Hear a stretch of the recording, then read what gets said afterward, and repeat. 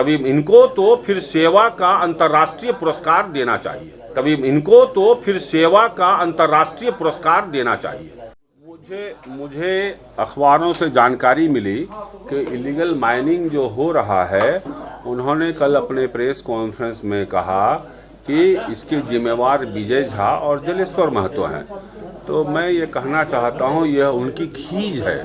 खीज इसलिए है कि मैंने उनके खिलाफ एक PIL किया था, उन पर एक दर्ज हुआ था case, Katras PS case number 120/2013। ये वर्दी फाड़ने और हथियार छीनने का था। सुप्रीम कोर्ट का गाइडलाइन है कि MLA MP के मुकदमे का निष्पादन 1 वर्ष में होना चाहिए। 6 वर्ष बीतने के बाद भी जब निष्पादन नहीं हुआ, तब मैंने एक मुकदमा किया रांची हाई कोर्ट में 17/9/19 को कि इन पर कार्रवाई किया जाए। उस मुकदमे का वह सुप्रीम कोर्ट का आदेश का उल्लंघन है। उसमें 9 अक्टूबर को जजमेंट आ गया, 16 सितंबर को फाइल किए, 9 अक्टूबर को जजमेंट आ गया, जिसमें 1.5 महीने की सजा, 1.5 साल की उनको सजा होगी। एक वो कारण। दूसरा, अभी मैंने PIL किया है दूसरा, इलीगल माइनिंग के खिलाफ। तो इनको लगता है कि जो सारा बंद हो जाएगा, आर्थिक चोट है ये, उनके जितने रैकेट हैं वो उन पर असर पड़ेगा, इसलिए वो हर अब कांड में मेरी संलिप्तता बता रहे हैं। तो मैं CBI, CID, इंटेलिजेंस, पुलिस सबसे निवेदन करता हूं कि पूरी जांच की जाए। 1 महीने का CCTV फुटेज मेरे घर का प्रकाशित कर दिया जाए, उनके घर का भी प्रकाशित कर दिया जाए कि किससे मिलने कौन आता है, मेरे से मिलने कितने अपराधी आते हैं, उनसे मिलने कितने अपराधी आते हैं, जनता फैसला कर लेगी। मैं उनको हिम्मत है तो वो जारी करें। और भ्रष्टाचार के खिलाफ मैं बोलते रहा हूँ शुरू से, आज से नहीं, शुरू से। तो क्या मान लिया जाए कि झारखंड में एक ही सेवक हैं? तब तो यही सेवक है ना एक, कहे बाकी 80 विधायक पर तो नहीं है, तो वो तो सेवक नहीं है। तभी इनको तो फिर सेवा का अंतर्राष्ट्रीय पुरस्कार देना चाहिए। किस कार्यकर्ता को बचाने गए थे ये JCB से बाउंड्री गिरा के? किस कार्यकर्ता को बचाने गए थे ये? या उसके पहले सिराज ने जो कहा कि हमको काम नहीं करने दिया जा, रंगदारी मांगा जा रहा है, किस कार्यकर्ता को ये बचाने गए थे? सामंतों ने, कंपनी ने कहा, वो तो फिर कलकत्ता चला गया वापस 5-10 करोड़ खर्च करने के बाद भी। किस कार्यकर्ता को बचाने गए थे? रशियन कंपनी, वो फिर चंदानी, किस कार्यकर्ता को बचाने के लिए उनको मारने गए थे?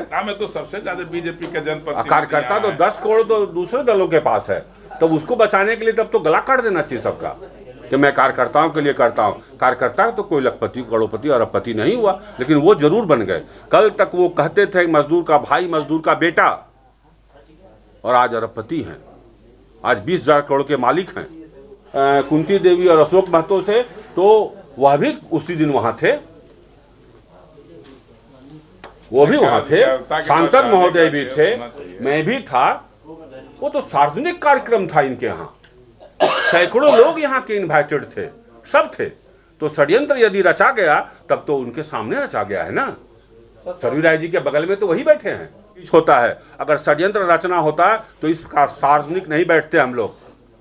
यही इस बात का प्रमाण है। अशोक महतो अपनी पीड़ा कह रहा है, तब तो हर व्यक्ति वकील के पास पीड़ा करने आता है। और मैं एक एडवोकेट भी हूँ, रांची हाई कोर्ट का भी मेंबर हूँ, मैं धनबाद हाई कोर्ट का भी मेंबर हूँ। तो उस नाते मुझसे तो प्रतिदिन मिलते हैं लोग। कई जूनियर का ड्राफ्टिंग मैं करता हूँ, कई जूनियर मुझसे मिलते हैं, ड्राफ्टिंग करा के मुझसे ले आते हैं। तो अगर वकील के पास मिलने आएगा तो वह षड्यंत्र का हिस्सा है क्या? क्या इन पर रेप केस नहीं कराया गया था सोमनाथ चटर्जी पर?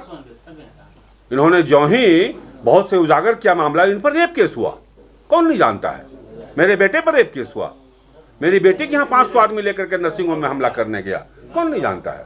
लेकिन मैं लड़ता हूं, मैं इन सब चीज़ों से घबराने वाला नहीं हूं। मैं पहले भी प्रशासनिक पदाधिकारी के खिलाफ लड़ा हूं और मैं जेल में रहा, मैंने कंप्रोमाइज नहीं किया। रघुवर दास सरकार ने इनके मुकदमे को वापस ले लिया था और मैंने सुप्रीम कोर्ट तक पीछा किया इनका, और सुप्रीम कोर्ट तक से इनके सरकार के निवेदन रिजेक्ट हुए और जिसमें इनको सजा हुई। ये चिढ़ है, सुप्रीम कोर्ट तक मैंने पीछा किया इनका। मैं यही ईश्वर से प्रार्थना करता हूं कि मेरी कदम डगमगाए नहीं, मैं अंतिम सांस तक ऐसे तत्वों के खिलाफ लड़ूंगा। ये मेरे स्वभाव है। धार्मिक स्थल में राजनीति क्यों? कहाँ धार्मिक स्थल में राजनीति तो वो कर रहे हैं कि एक दुकान के आगे में टैंकर लगा के उन्होंने छोड़ दिया है प्रसाद का दुकान, जिसका खुद का जमीन है, जिसने, वो कितना धार्मिक है चीज समझ जाइए, उसने उस मंदिर के लिए 14 डिसमिल जमीन दिया और आज उसी के दुकान के आगे टैंकर लगा दिया गया है। जिन जिन लोगों ने वहाँ पर जमीन दिया वो पहले क्यों ऐसा नहीं किए? मतलब ये पहले कोई अत्याचार ही नहीं हुआ, पहले आराम से दुकान चल रहा था। आज उनके दुकान के आगे टैंकर क्यों लगा दिया है इन्होंने? अभी ये तो इनको बताना चाहिए कि उनके दुकान के आगे सटा के टैंकर क्यों लगा दिया गया है। और वो टैंकर का रजिस्ट्रेशन नंबर देख ले, उनका है, उन्होंने नॉमिनेशन पेपर में फाइल किया है उस टैंकर का नंबर। तो ये कह भी नहीं सकते हैं कि मेरा नहीं है, नॉमिनेशन पेपर में इन्होंने जिक्र किया है उस टैंकर का। यह इससे बड़ा प्रमाण क्या है? जबकि 27/2/20 को जो बैठकें हुई थी, जो एग्रीमेंट हुआ था, उसमें कहा था कि जिसका जिसका जमीन है उसके अधिकार पर मंदिर समिति कोई हस्तक्षेप नहीं करेगा।